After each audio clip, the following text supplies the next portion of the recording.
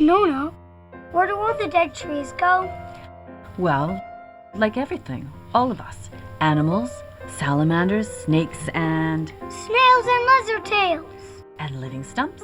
And the leprechaun living stump.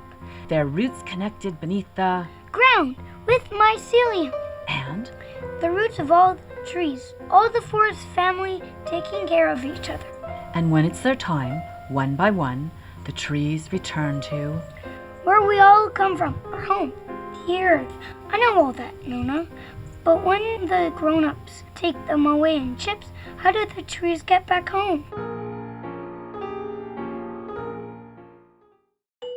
The owl and the hummingbird climbed the hill through a beautiful emerald forest.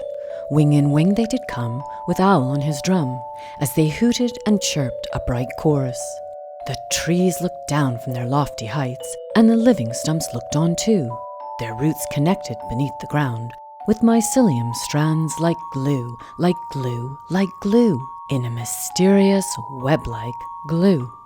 It was fate, some people say, that a year to the day, beginning last May, their friendship had begun of a sudden, as if brought together these birds of a feather by the voice of all beings of heaven, of heaven, of heaven, of the trees of this earth that is heaven, as if brought together in all manner of weather by the voice of all forests that are heaven.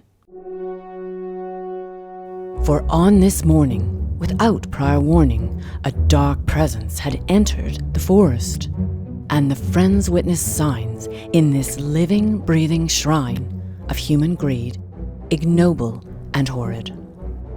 Rendered speechless with pain beyond anger and blame, at first the friends stared, disbelieving. It had happened before, according to lore, and as told by Owl's people, still grieving. Hum was ready to fight, ready with all her might, to protect the whole forest on her own. Patience rarely her virtue, without thought she would fly to right the wrongs she could never, never, ever condone. Born to do or to die, to flit, soar, and fly, Owl knew his friend had no choice.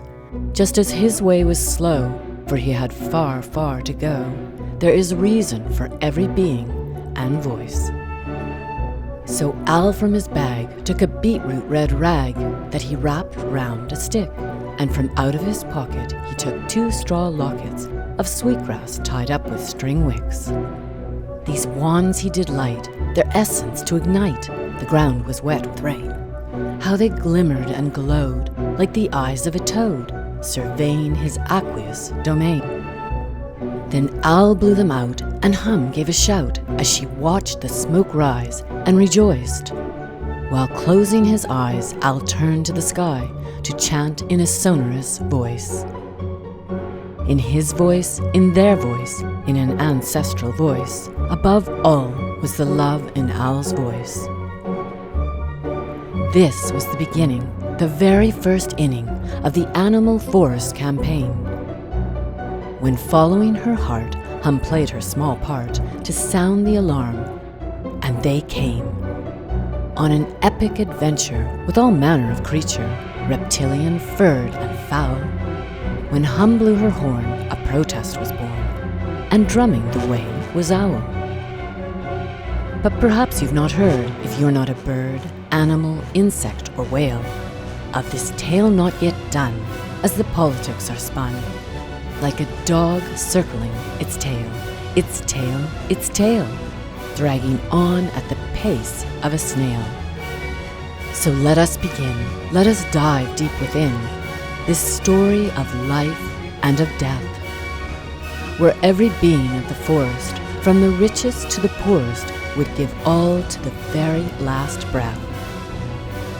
First from the wings come the crickets who sing of the truth, lies, and secrets to unfold, of families that are forests reduced to ash and sawdust, from a perspective yet to be told. Without further ado, they are waiting for you if you're willing to join Hum and Owl, to transcend the mind, to go beyond space and time on the winds that whisper and howl.